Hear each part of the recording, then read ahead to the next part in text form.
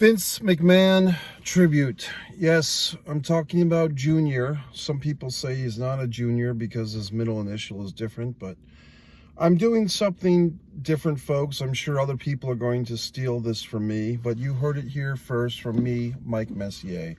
Living tributes. Every time someone dies in the pro wrestling community, everyone rushes to do their tribute video and throw together some montage of things. I'm going to give you a Vince McMahon Jr. tribute as he's still alive, okay? Why?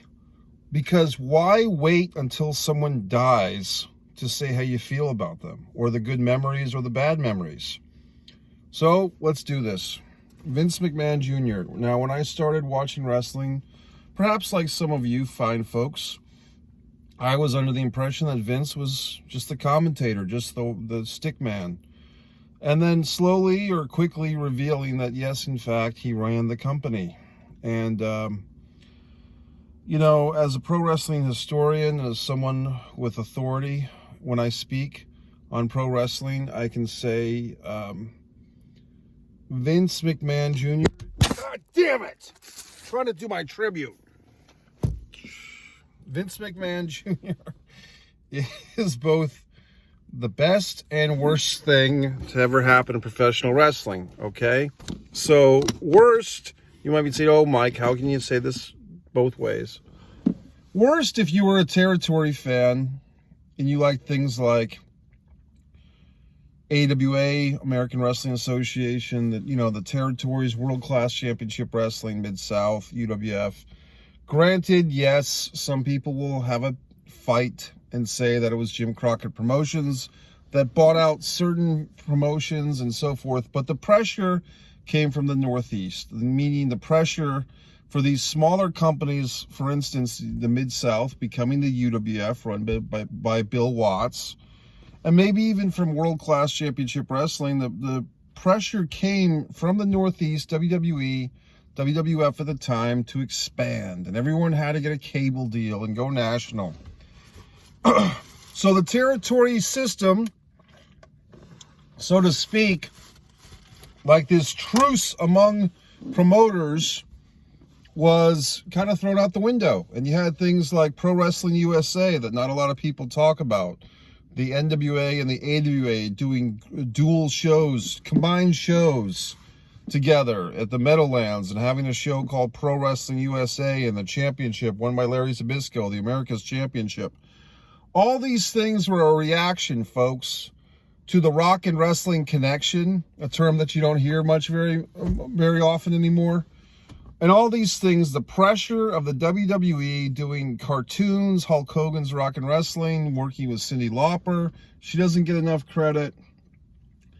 And it was all for fucking Vince McMahon Jr.'s vision. And see, here's the problem. I'm fucking old enough to remember the territory days. Those smoke-filled arenas of which Vince condescends about were awesome. That's the way that wrestling was better and should still be. So, when we're talking about these territory days and a guy like Vince McMahon or Triple H, they want to piss and shit all over it. And then they want to give us this NXT and this SmackDown and these sound stages and so forth. And even before this pandemic and COVID, they were tarping arenas, folks. Tarping them. That's humiliating. You never see an old-time promoter resort to putting tarps over empty seats. So, am I supposed to sing a song about how great Vince McMahon Jr. is? Well, I'm trying. I'm trying to give the pros and the cons. So, I wanted to get my vile and my hostilities out of the way and say that I miss the goddamn territory days, and I think you people would have liked them too. But you never got to experience them for the most part because you were brought up in the world of Vince McMahon Jr. sports entertainment. So now let's go there. Vince is the best and the worst thing, or the worst person to ever happen to the business. The best and the worst. Things like Saturday night's main event. Okay, 1985, just maybe, 3 or 4 weeks after WrestleMania, 5 weeks after WrestleMania, had this wonderful Saturday night's main event. I think it was taped out of the Nassau Coliseum, the first one. I'm not Googling. I'm just remembering. Cowboy Bob Orton Jr. in the main event versus Hulk Hogan, the first match on Saturday Night's Main Event, the first ever. Do you know what it was? I do. Ricky Steamboat, Barry Windham, and Mike Rotundo against Nikolai Volkov, the Iron Sheik, and George the Animal Steel, in which he turned babyface. So Vince McMahon Jr. was doing these wonderful, slick production shows. He raised the stakes. I'm giving him credit. But I like the old way better. The pay-per-view television, the WWE Network, monthly pay-per-views. It was actually a WCW thing, but weekly Monday Night Raws, Raw going from 1 hour to 2 hours to 3 hours, the Attitude Era. Things that I don't agree with Vince or I don't like about what Vince has done. Politics in wrestling, I call for a separation of wrestling and politics. Vince, however, uses his own personal money, I guess, but it's his personal money comes from the WWE, which comes from you, to fund the Donald Trump campaign in 2016, and he gets his wife a nice little job, or a nice big job, I should say. So, these things I don't like about Vince. However, I will say fucking this. I'm sure I've listened, as you have, to more Vince McMahon voice work in your life than he's ever going to listen to any of us. We have Vince McMahon's voice. He's one of the tapestry of our lives. Perhaps more so than Jim Ross or any of these guys. Tony Schiavone or Gorilla Monsoon. We have Vince's masculine testosterone, the fucking voice in our head, whether it's as a commentator or the evil Mr. McMahon or making out with Stacy Keibler and Tori Wilson or having Trish Stratus bark like a dog on her knees or whatever the fuck. We have Vince McMahon's evil cackling voice in our fucking heads. Puke! Puke! He's gonna puke! We have his voice tattooed in our brain. So Vince is a part of our fucking lives. That's why I know that some of these wrestling fan fucks, these WWE fanboy fucks as I call them, they can't get over WWE. They can't think about another wrestling company, AEW, Impact Wrestling, NWA, challenging the mighty WWE because they've been suckled on the tit of Vince and Kennedy McMahon their whole lives for their wrestling tap of milk. So I have lived long enough to remember the Jim Crockett promotions, the Vern Gagnes, and so forth. So I don't suckle on Vince's tit like you folks. So what else? The fucking troops, the tribute to the troops shows. That's probably the best thing that Vince did for a while. I don't know if they're still going over there. I saw something of a tribute to the troops show the other day. I don't know if that was on the Army base or if that was just a tape thing. But back in the day, what was it, 2002 to maybe 2006 or 7, they did these tributes to the troops going overseas to perform for the troops. Of course, they caused the wrestlers to fucking miss their 1 week of holiday that they got a fucking year. They didn't get their week off, and they didn't get paid. So there you fucking go. So Vince gets to look great, and his employees don't get paid for working during Christmas. So that's another, McMahon mentality. Look, I've been in the goddamn Titan Tower. Have I ever shook Vince's hand? No. I probably would be respectful. Look, the guy has contributed to our lives. He's given us great entertainment. Yes, we can piss, shit, and moan about how he takes the Saudi Arabian money. Yes, we can piss, shit, and moan about how he fires his employees during a pandemic. We can piss, shit, and moan that he doesn't push Cesaro as the fucking world champion or whatever the fuck we think. But the fact of the matter is this, folks. He has provided entertainment to us for a long time.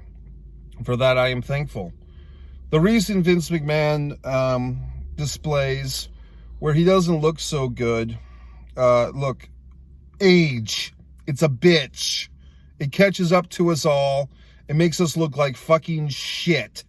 and we don't feel good about it. So you see your hair receding, you see hair growing out your fucking ears and your nostrils, and you feel like fucking shit about it. So you fine young folks out there, you'll get old too and feel like shit. And Vince probably feels like shit about the way he looks sometimes these days. Or maybe he's well adjusted. I don't fucking know. But the Vince McMahon, the strapping, angry Vince of the 90s is not who we have today. We have, I don't want to say feeble, but just older looking Vince. The fucking raccoon eyes. He looks a little disturbed.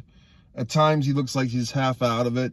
But he's still fucking Vince McMahon. And, you know, he looks a little weird because it looks like they're putting makeup on his face at times, and it looks disturbing. But he's still old Vince. What can I say? Favorite era of Vince? I probably would say the Attitude Era of Vince was the most entertaining. And I'm talking like, I'd probably say 97, 98. I mean, by the time we started doing the annual Vince McMahon WrestleMania match where he had to wrestle fucking every guy on the roster, I was done with it. I mean, the Shawn Michaels Vince McMahon match, oddly enough, was Pro Wrestling Illustrated's match of the year that year. Do I agree with that? I don't know. But it just seemed like every fucking WrestleMania, Vince McMahon versus Shawn Michaels, Vince McMahon versus Bret Hart, Vince McMahon versus Hulk Hogan. Every goddamn wrestler had to have a match with Vince McMahon at WrestleMania, and Vince lost every single one. Vince, in his mid-50s, wrestling was actually pretty fucking entertaining, folks. It was entertaining. He took an ass beating nicely. I don't know if those ass beatings have led to what we see today, but we got to fucking remember, folks, you know, we're seeing people get old, which means we're getting old. So I don't shit and piss on Vince for his age. It's just a natural thing. That's why I'm doing this tribute to Vince. The best thing Vince ever fucking did, I would probably say WrestleMania 3. Just my first, you know, thing to say. I did like WrestleMania 2. A lot of people didn't, but I did. I thought it was ambitious. Of course, he stole the goddamn idea from Starrcade, which had 2 venues, and Vince had to do fucking 3. Okay?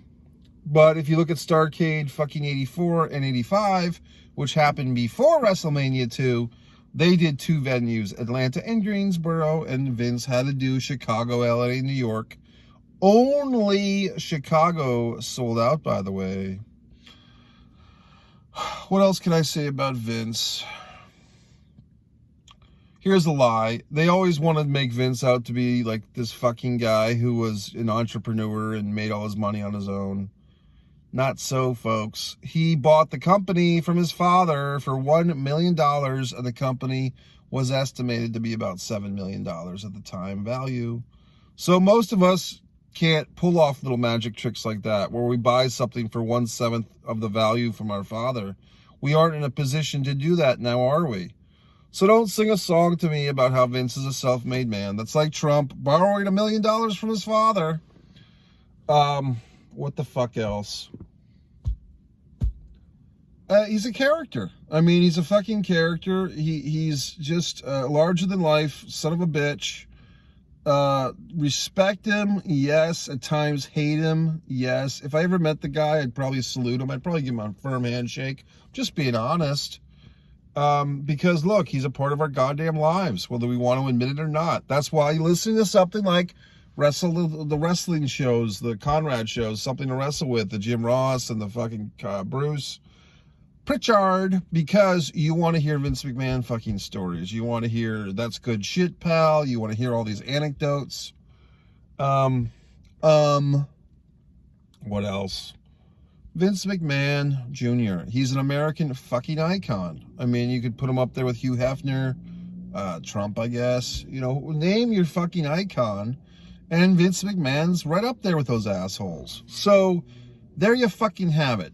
Do I fucking love the guy? Do I hate the guy? All of the above! He took from me my wonderful territories, and he left me with his sports entertainment charade, and yet I'm still watching his shows from time to time. Not as vigilantly as I once did, but I still watch his goddamn programs. I'm not going to fucking lie to you. Why would I? We're so close and intimate, you fucks.